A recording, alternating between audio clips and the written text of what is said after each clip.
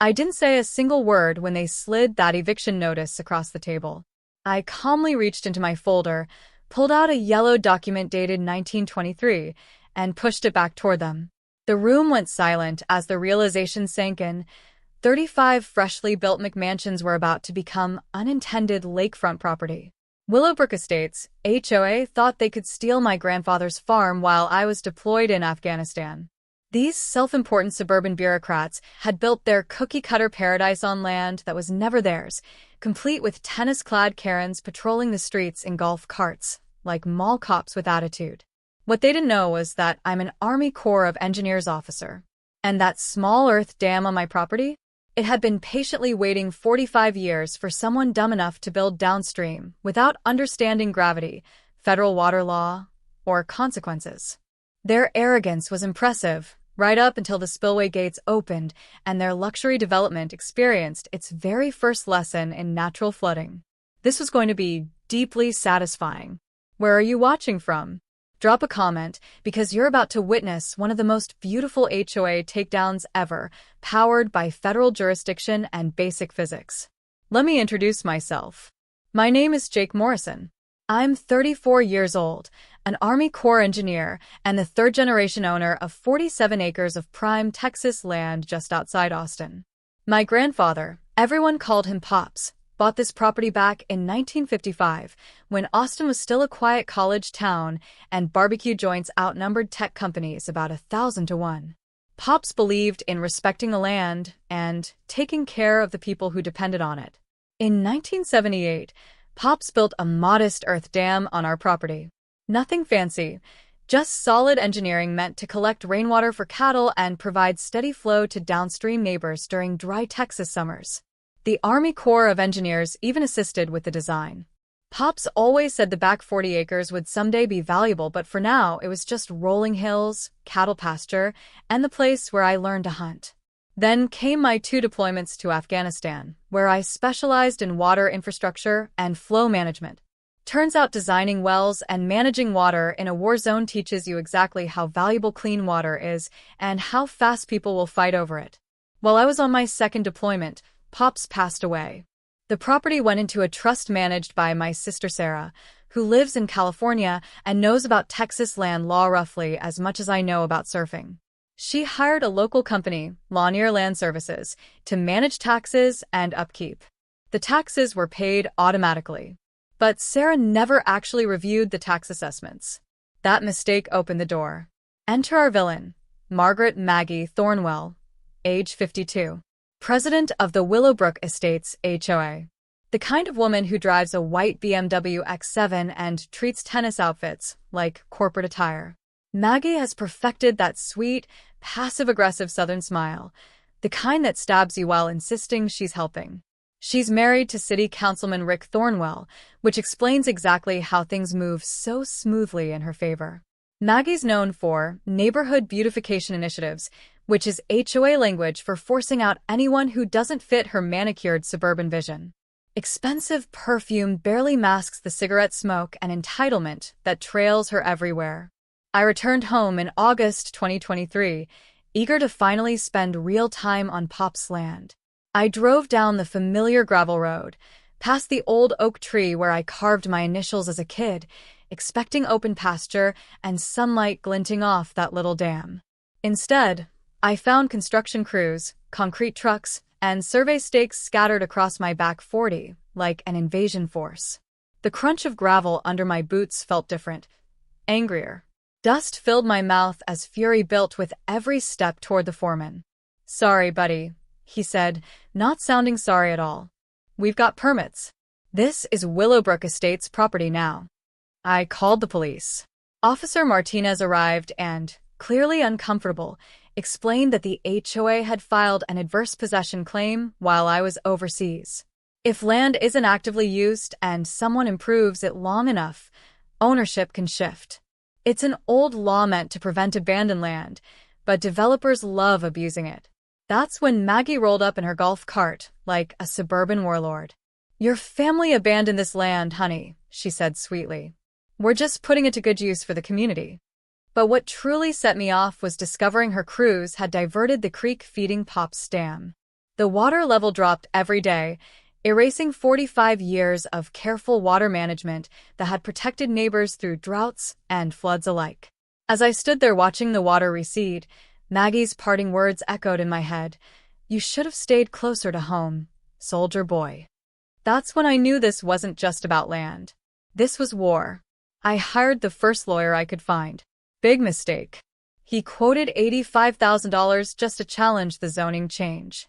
While I was deployed, Maggie's husband had pushed through an emergency rezoning, turning agricultural land into residential development overnight. So while that lawyer billed hours, I dug through county records like I was hunting IEDs. And just like overseas, the danger was buried in the details. I found Pop's 1978 dam permits, and they were flawless. Built with Army Corps involvement, flood control, watershed management, federal jurisdiction. Here's the first knowledge bomb. Any dam built with federal guidance places it under federal authority. Local HOAs can't touch it. Period. Then it got better. Buried deeper in the records, I found a 1923 water rights deed.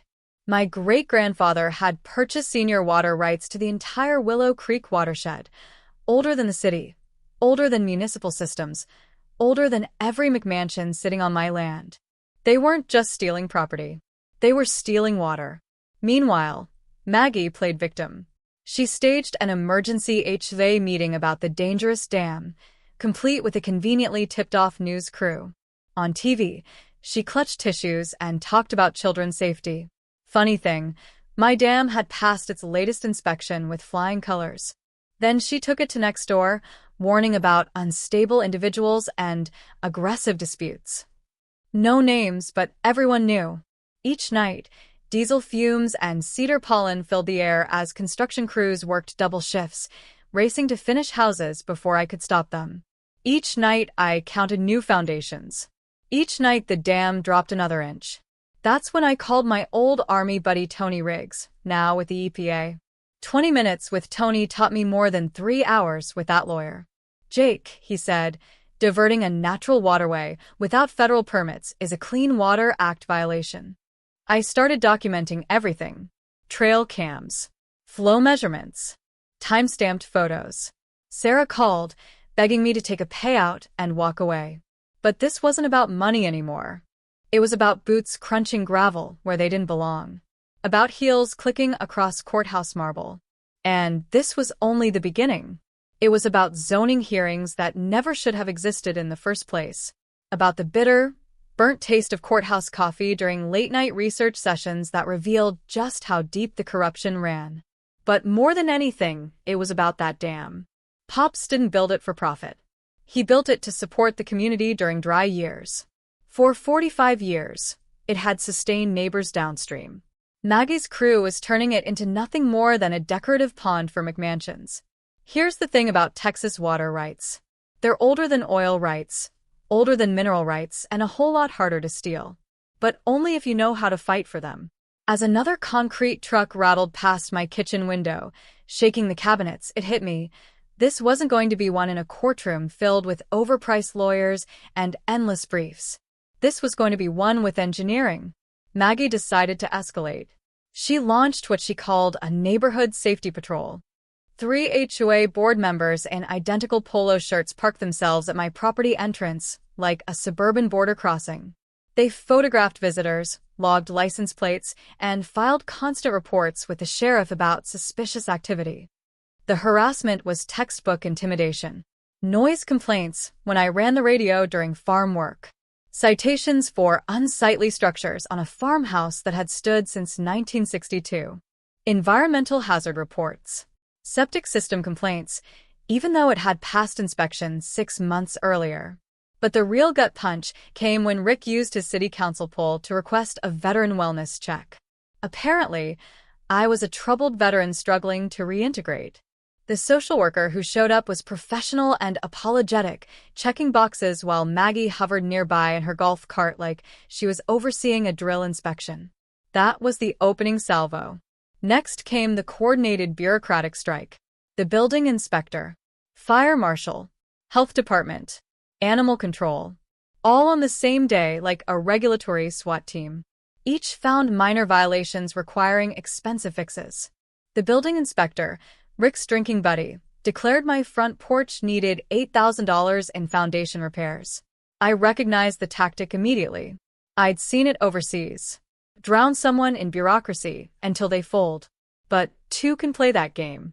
While they buried me in paperwork, I made my own calls. Tony Riggs at the EPA was very interested to learn that Willowbrook Estates had never filed a wetlands assessment before redirecting Willow Creek. Turns out, redirecting a natural waterway requires federal clearance, even on private land. And the fines start at $50,000 per day. The smell of curing concrete in the summer heat reminded me every morning that time wasn't on my side. But the deeper I dug, the worse it got for Maggie. I discovered the entire development sat squarely inside a 100-year floodplain, as classified by the Army Corps. Insurance companies initially refused coverage until the HOA submitted a flood mitigation plan. Their solution? Divert Willow Creek permanently, away from their homes, and let my land absorb the flooding instead. Here's your second knowledge bomb. When developers lie about flood risk to secure insurance, it's not just civil fraud, it's federal mail fraud. And Maggie? This wasn't her first time. Her previous HOA in Houston had paid a $2.3 million EPA fine for the exact same creek diversion scheme. She'd left town just ahead of federal prosecutors and resurfaced in Austin looking for fresh ground. Meanwhile, she spread rumors about my mental health and violent tendencies. She hired a private investigator to dig into my service record and organized a petition demanding the city condemn my property as a public nuisance. "We have children in these neighborhoods," she told reporters. "We can't risk unstable individuals." But while she played victim, I built alliances. Online HOA victim forums revealed a pattern. Maggie's HOA had absorbed 6 smaller properties over 3 years using the same playbook: harassment, pressure, zoning changes that always seemed to benefit Rick's construction company. I partnered with my elderly neighbor, Mrs. Chun, whose family garden had died after the creek diversion. I met Miguel Santos, whose farm had been rezoned out of existence 2 years earlier by Rick. These weren't coincidences. It was a systematic land grab. The vibration of heavy machinery through my farmhouse floors became my daily reminder. Every morning, concrete trucks passed my window. Every night, I documented the slow theft killing Pop's dam. I installed flow meters, calculated losses, 1,200 gallons per day, worth $47,000 a year in agricultural water rights. The gritty creek sediment between my fingers told a story no lawyer could spin. This wasn't negligence. It was environmental destruction. Then came the certified letter. The city intended to seize my land via eminent domain. The hearing was 2 weeks away. Maggie's quote in the paper said it all. "Sometimes you have to protect the community from itself." That night, storm clouds gathered on the horizon. And I realized those weren't just rain clouds. They were opportunity. Rick fast-tracked the hearing. The HOA offered me $180,000 for land assessed at $890,000. Take it or lose everything. The paper ran a hit piece. Troubled veteran blocks community progress. They made my home look like a crack house and me like a man on the edge. Then came the photo op: 20 concerned mothers holding children near my fence line. Professional photographer. Perfect angles. Hashtag protect our kids. "Our children deserve safe neighborhoods," Maggie told Channel 7. Not whatever issues he brought back from war. She was right about one thing. I did bring something back. I brought back the ability to spot propaganda and the engineering skills to dismantle it. Tony called with news that changed everything. The EPA had opened a formal federal investigation, and Maggie's past followed her. Environmental crimes don't reset when you move cities. Worse for her, the HOA's loans depended on guaranteed water access. If my senior water rights were restored, the entire development would become financially underwater. The irony tasted sweet. Maggie panicked. $400,000 cash. 48 hours. No questions. When I refused, she flew to California and tried to manipulate my sister. That backfired. Sarah laughed and warned her never to contact our family again, or the FBI would. While Maggie burned bridges, I built coalitions. Environmental attorney Amanda Cross joined me pro bono. Downstream, farmers rallied. Miguel produced records dating back to 1887. Mrs. Chun brought photos from the 1940s showing gardens fed by the same creek. And the local Audubon Society became very interested when they learned the creek diversion had destroyed critical nesting habitat for several protected bird species. Turns out killing federally protected wildlife while stealing water tends to attract government attention fast. During my nighttime reconnaissance, old Army habits die hard, I uncovered something beautiful. Pops Dam wasn't just a basic earthwork. The original 1978 design included an emergency spillway system with hydraulic gates that hadn't been opened since 1982. When I ran midnight system tests, the hollow echo of water moving through underground spillway channels told me everything. The system was still operational. And it was built for exactly this scenario, controlled flooding to restore natural water flow patterns. I calculated the volume required to return Willow Creek to its original course, 2.8 million gallons. The dam currently held 3.1 million gallons, thanks to recent rains. The math was flawless. Timing was the only variable. Using my drone, I mapped the newly poured foundations against historical creek data. 5 houses sat directly in the original flood channel. 3 more had basements dug below the seasonal high water mark. Here's the ironic part. The developers had installed decorative concrete creek beds filled with polished stone. They looked great in brochures, but they weren't designed to carry real water. Meanwhile, Pop's spillway system had been engineered by the Army Corps of Engineers to handle actual flood conditions. Then Maggie made her biggest mistake. Her crews began installing permanent concrete barriers to block the original creek bed entirely. That would destroy the downstream ecosystem forever, but it also gave me something priceless. Justification. The Weather Service forecasted heavy September rains, perfect natural cover for emergency dam operations. Standing at the spillway controls at sunset, reading Pop's journal entry about helping neighbors survive droughts, the decision locked in. It was time to open the gates. While combing courthouse archives for the 3rd time that week, I found a misfiled document that changed everything. Hidden behind outdated tax records was the original agricultural flood management covenant tied to Pop's dam construction. The language was beautifully simple. Dam operators shall maintain natural seasonal flow patterns to preserve downstream agricultural water rights in perpetuity. That wasn't permission. That was obligation, one that superseded HOA bylaws and city ordinances. Amanda Cross uncovered even more damage. The HOA's insurance applications were filled with lies. They claimed zero seasonal flooding risk and permanent creek diversion approval to secure $47 million in coverage. Here's your 3rd knowledge bomb. Lying to insurers about environmental risks isn't civil fraud, it's federal mail fraud, with mandatory prison time. The deeper we dug, the worse it got. Rick Thornwell's construction company wasn't just the contractor, it was the primary investor. Every house built on my stolen land lined his pockets. And he never once recused himself from city council votes benefiting the project. Tony Riggs shared EPA findings that made my blood run cold. The creek diversion had wiped out the entire population of Guadalupe Bass, a protected species native to Willow Creek.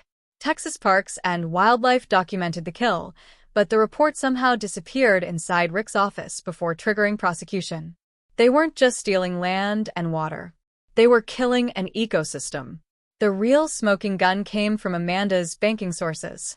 Construction loans were secured using fraudulent environmental assessments claiming the creek diversion was temporary. Banks were told water would return to its natural flow post-construction. If my water rights were restored, the development would violate federal lending regulations, and banks could demand immediate repayment of $12 million. That's when I found Pop's journals in the attic. One entry from 1980 broke me. Open spillway today. Helped Santos farm and 3 others survive dry spell. That's what neighbors do. The dam was never about profit. It was about stewardship. About protecting everyone in the watershed. Reading those pages, I realized what Maggie truly stole: 45 years of community cooperation. My engineering models confirmed it. Maggie's creek diversion created upstream flooding hazards. During heavy rains, water would back up into residential zones. The original creek bed provided natural flood relief, and my spillway was the only safe control mechanism left. Time pressure mounted. Forecasts predicted the heaviest September rains in 7 years. If I waited for courts and investigations, uncontrolled flooding would happen anyway. But if I acted now, I could manage the flows safely. A controlled spillway release would prove natural flood behavior without risking lives, while demonstrating federal law violations. Standing at the controls, Pop's journal in hand, the moral clarity struck like lightning. This wasn't revenge. It was restoration. Maggie had erased farms. Miguel lost land held for generations. Mrs. Chen's ancestral garden dried up. 3 more families were displaced through Rick's eminent domain tactics. Federal investigators were scheduled to arrive next month. Perfect timing. Demonstrating natural flood patterns beforehand would seal the case. The smell of old hydraulic fluid reminded me, this system was built to last. Pops designed it for a moment when someone would need to stand up for the creek. As storm clouds gathered, I made the call. You don't open a dam without a plan. This wasn't emotion, it was a military-style operation with legal backing, environmental justification, and community support. First, I assembled my team. Amanda Cross handled legal strategy, filing emergency federal complaints to guarantee media coverage. Tony Riggs ensured EPA observers would witness what he called a natural flood demonstration. Miguel Santos documented 40 years of agricultural damage. Mrs. Chen offered her land as a staging area and brought unmatched credibility. Amanda's legal maneuver was surgical, an emergency agricultural water rights restoration motion. We weren't violating the law. We were complying with it. Here's another critical truth. Agricultural water rights often override residential development if you have documentation predating construction. My technical prep was pure Army Corps precision.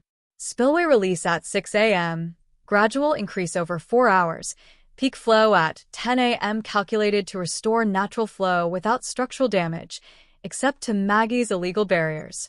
Safety came first. Warning signs posted. Fire department notified.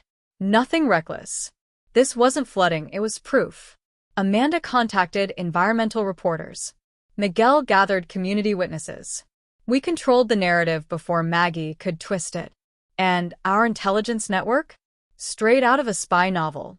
Mrs. Chen tracked HOA chatter. Never underestimate retirees with time and sharp ears.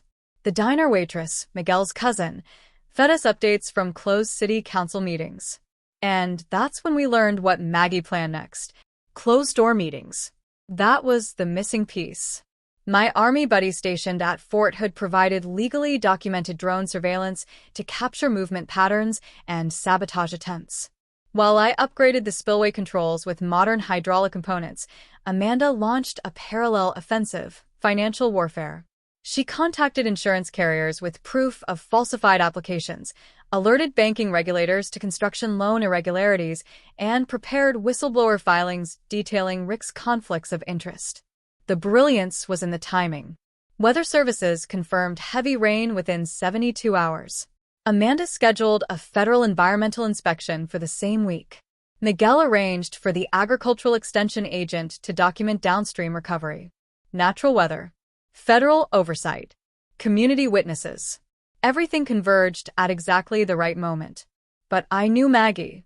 Pressure made her reckless. So I prepared for the predictable escalation, an emergency HOA meeting, a coordinated media smear, maybe even a restraining order through one of Rick's friendly judges. Amanda drafted preemptive legal responses for every scenario. Evidence preservation became mission critical. I compiled exhaustive photo records of the creek diversion, video testimony from affected neighbors, and archival images proving historic creek flow and seasonal flooding. Amanda locked everything into federal filings, ensuring it couldn't disappear. Safety protocols were airtight. Volunteer fire department coordination. Downstream notifications in English and Spanish. Even an evacuation plan we would need just to demonstrate responsible stewardship. Amanda turned up the economic pressure. She alerted state banking regulators, contacted the Texas Attorney General regarding insurance fraud, and prepared a civil RICO action alleging an ongoing racketeering scheme. Here's another truth most people don't realize. Coordinated regulatory pressure breaks defenses faster than individual lawsuits. When multiple agencies investigate at once, defendants run out of oxygen. The scent of machine oil and WD-40 hung in the air as I serviced every valve and tested the spillway under minimal flow. The system worked flawlessly. Pops had built it to endure. I stalked the farmhouse like a siege was coming, because it was. Protective court orders were filed to prevent interference with lawful dam operations. Secure communications were established using military-grade encrypted radios. As storm clouds thickened on the horizon during my final systems check, everything aligned. Rain in 48 hours. Federal investigators in 36. Maggie's morning TV appearance in 24. Dawn would bring reckoning and 45 years of stolen water home. Maggie's desperation spiked when she hired private security to patrol my perimeter. These were mall cops. These were tactical gear contractors who treated HOA disputes like combat operations. My trail cameras caught them at 2 a.m. attempting to sabotage the spillway, one idiot shoving quickset concrete into hydraulic lines while another stood lookout. Tony had already warned the sheriff. Deputy Rodriguez was waiting. The arrests were clean and immediate. Claims of protecting infrastructure fell apart when officers found bags of concrete at 2 in the morning. Maggie escalated publicly. She appeared on the Austin Morning Show in pearls and practiced concern. "Veterans need treatment, not weapons," she said tearfully. This man learned to use water as a weapon overseas. Rick followed with technical fear-mongering about catastrophic dam failure, carefully omitting 45 years of past safety inspections. Behind the scenes, my surveillance training paid off. Every illegal entry, every sabotage attempt was documented.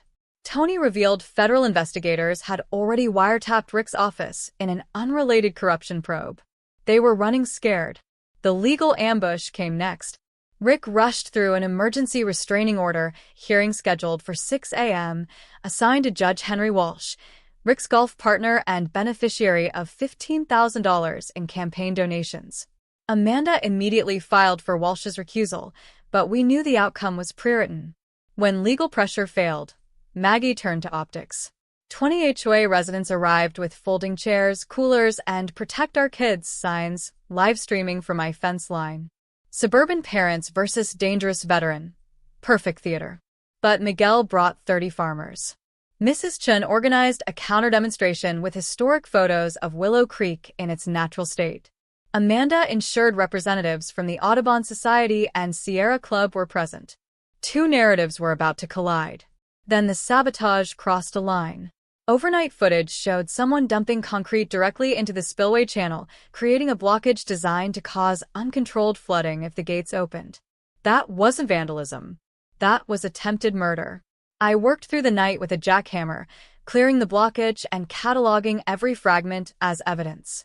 Exhaustion burned metallic in my mouth as I realized how far they'd go. Rick invoked emergency city powers, declaring my dam an imminent public hazard. Fire Chief Martinez, one of the last honest officials, warned me quietly. "You've got 6 hours before they force my hand. Make it count." Then the financial breakthrough landed. Amanda's filings froze the HOA's insurance policies. Without coverage, construction halted immediately. Money pressure finally cracked Maggie's composure. Tony moved the EPA inspection up 24 hours due to sabotage evidence. Agents would arrive at 8 a.m. If the spillway opened under their supervision, it became federal proof of lawful water management. Maggie's final move was the cruelest. She contacted Veterans Mental Health Services, falsely claiming I'd made suicide threats. A VA social worker arrived at 5:30 a.m. as I prepared for operations. I had to demonstrate mental fitness while preparing a controlled flood. Sarah called, her voice shaking. "Please, Jake." "I can't lose you too." For a moment, doubt crept in until I found Pop's final journal entry about standing up to bullies. Sometimes you have to flood the valley to save the creek. At 7:02 a.m., with federal agents present and dawn lighting the sky, I opened the spillway to 25% capacity. The sound wasn't violent. It was gentle, water finding its way home. For the first time in 18 months, Willow Creek flowed where it belonged. Miguel knelt and cupped the water, tears streaming. "This fed my grandfather's farm for 60 years, he whispered. Maggie lost control. She screamed at federal agents to arrest the terrorist, her TV persona cracking apart. EPA agent Sarah Kim replied calmly, "Ma'am, this landowner is exercising his legal right to operate an agricultural flood control system." But this was only the beginning. Maggie was live on Facebook, her voice climbing toward hysteria. "He's flooding our children's homes. This is what happens when we let unstable veterans have weapons." Except nothing was flooding. The water flowed calmly through the original creek bed, the one her development had illegally sealed off. News helicopters hovered overhead, broadcasting the spillway operation live. A reporter from the Austin American-Statesman interviewed downstream farmers celebrating restored water access when Maggie lunged into frame. "This veteran is using military training to attack civilians," she shrieked. The reporter blinked. "Ma'am, the water is flowing in the historic creek channel. How exactly is this an attack?" You could practically hear Maggie's narrative collapse on live television. Rick was losing his mind. He screamed into his phone while pacing near the creek, shouting about property values and campaign donations. "That psycho is destroying millions," he yelled, apparently forgetting Amanda was recording from the courthouse steps. Here's a legal fact most people don't know. Texas is a one-party consent state. If you're part of the call, you're allowed to record it. The engineering validation was flawless. EPA agent Sarah Kim measured the flow and confirmed it matched historic seasonal patterns exactly. Tony Riggs documented everything. "This is how Willow Creek flowed naturally before the 2022 diversion," Kim stated on camera. "Federal agencies prioritize natural water systems over development convenience, and we were proving it in real time." Mrs. Chen's irrigation system filled for the first time in 18 months. 3 downstream farms reported restored stock pond access. The diner owner showed up with coffee and homemade collages. "My daddy farmed here," he said. "This is how it's supposed to be." Even some of Maggie's supporters quietly drifted away as they realized no homes were flooded. It's hard to sustain outrage when the supposed disaster is just water doing what water has always done. Then the insurance dominoes fell. State investigators issued a cease and desist order. All construction stopped pending fraud review. Maggie discovered her own homeowner's policy might be void due to fraudulent water access claims. The financial house of cards collapsed faster than wet cardboard. Still, Maggie fought. She screamed into her phone at Rick. "Get trucks down there and block that spillway." Rick, apparently incapable of learning, sent 3 concrete trucks to accidentally dump loads into the creek. Federal agents arrested the drivers on the spot. Interfering with a federal environmental investigation is a felony, not a zoning dispute. The operation performed exactly as designed. Water stayed within natural banks. No residential flooding. Agricultural and ecological flow stabilized perfectly. 45 years of seasonal data proved Pop's right all along. The political fallout was immediate. City Councilman Martinez arrived and publicly demanded Rick's resignation. "This corruption has embarrassed our city," he declared to cameras. "You're finished." Federal investigators expanded the case to include RICO charges. Tony told me quietly, "This is the smoking gun prosecutors wait for." Maggie finally snapped. She screamed across the creek, "You've destroyed everything. 35 families." I answered calmly, loud enough for every camera. "No, ma'am. "I restored everything. Your residents can purchase water rights legally, just like everyone else." She stormed off, shouting threats about federal lawsuits that would never happen. As Miguel's family arrived with tamales and cold beer, and Mrs. Chen prepared a traditional tea blessing for the creek, I understood something deeply. This was never about revenge. It was about community, the kind Pops built one neighbor at a time. The media narrative flipped overnight. Veteran Flood's neighborhood became Community reclaims stolen water. Truth, like water, finds its way home. Judge Walsh's courtroom at 2 p.m. was packed beyond capacity. Media crews, farmers, HOA residents, and federal agents filled every seat. This wasn't just a hearing. It was a reckoning.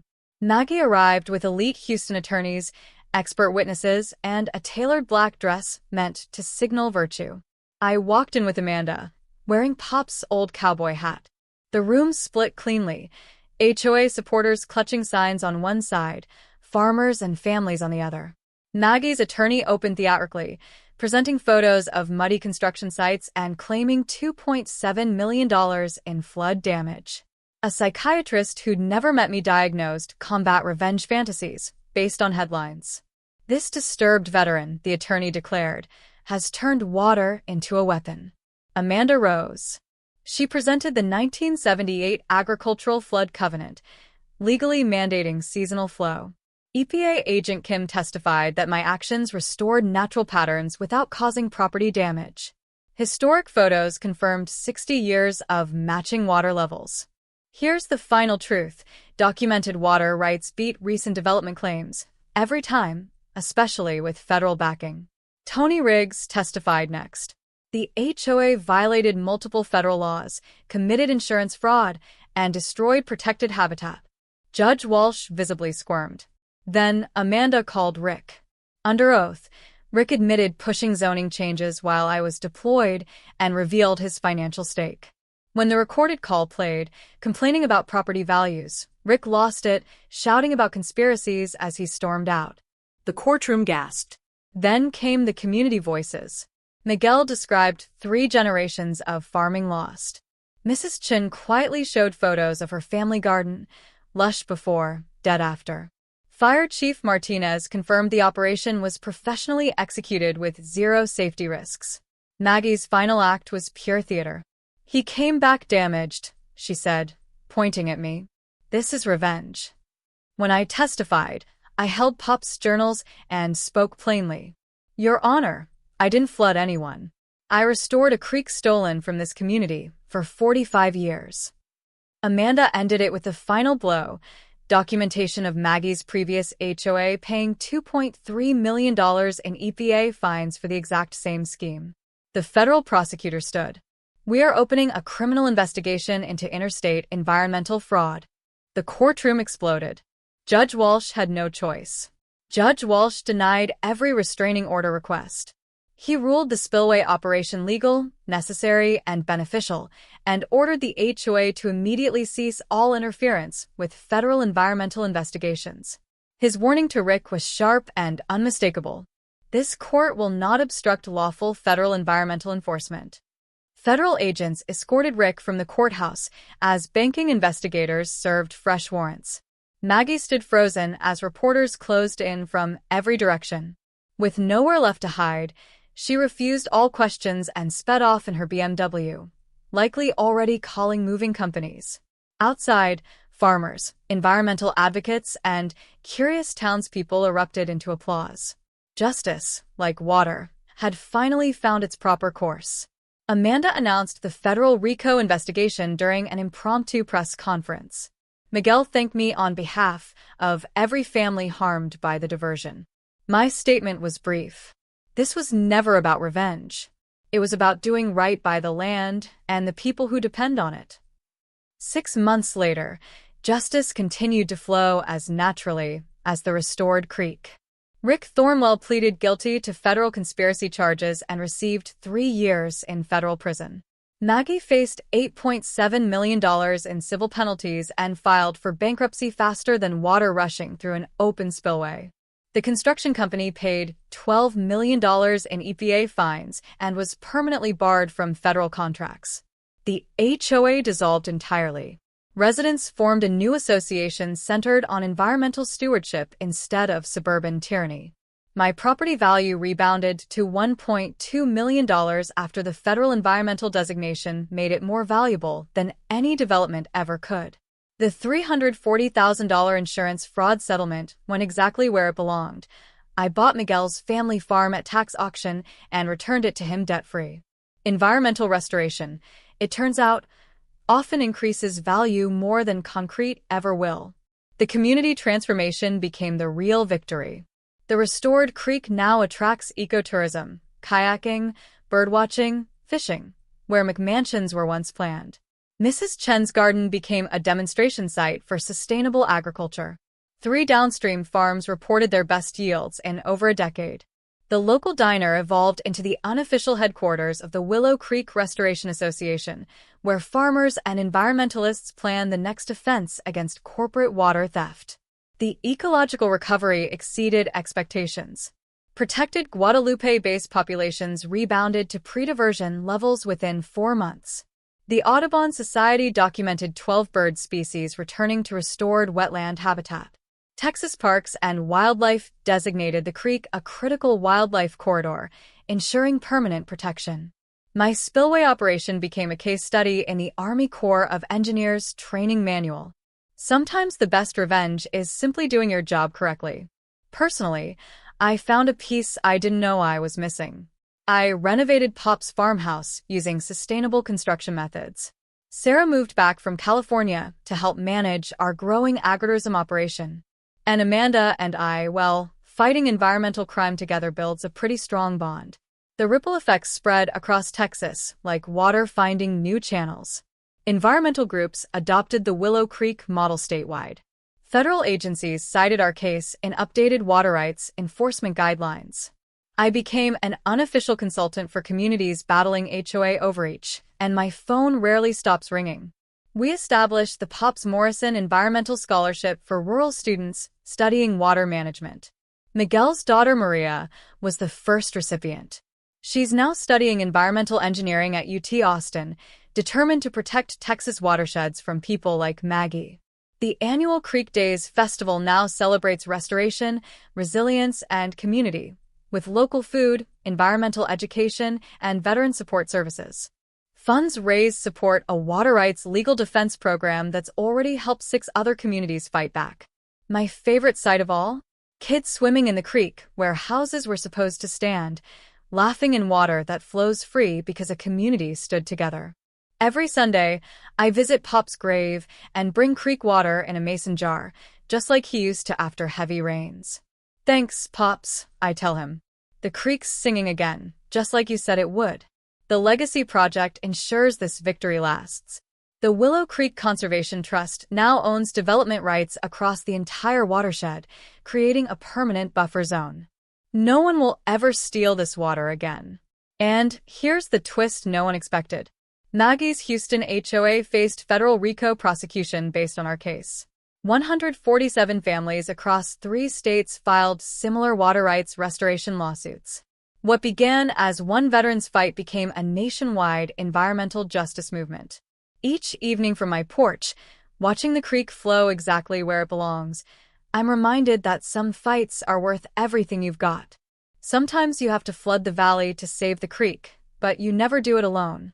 You do it with your neighbors, your community, and people who believe clean water belongs to everyone, not just those with the best lawyers and the most corrupt connections. If you're fighting HOA overreach, environmental destruction, or bureaucratic bullying, don't give up. Document everything. Find allies. Remember, the law is on your side when you protect land for future generations. Drop a comment and share your HOA nightmare story. I read every one. Subscribe for more stories of communities fighting corruption and winning. Next week, I'll tell you about the city that tried to steal my neighbor's solar farm. She responded by cutting power to City Hall during the mayor's wedding reception. That's a story about a different kind of power. Water finds a way. Justice finds a way. And communities that fight together win together. Willow Creek flows free, y'all. And it always will.